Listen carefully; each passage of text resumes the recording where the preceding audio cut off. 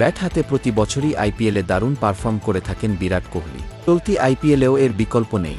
বৃহস্পতিবার রাজস্থান রয়্যালসের বিপক্ষে ৪২ বলে ৭০ রানের ইনিংস খেলে এক রেকর্ডে পাকিস্তানের বাবর আজমকে ছাড়িয়ে গেছেন চেজ মাস্টার হিসেবে খ্যাত কোহলি।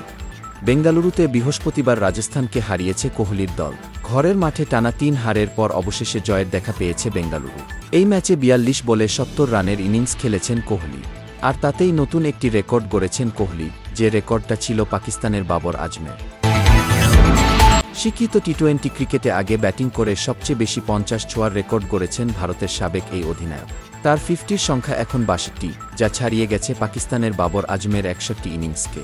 এই তালিকায় এরপর রয়েছেন Chris Gayle, David Warner, Jos Buttler ও ফাফ ডু প্লেসি।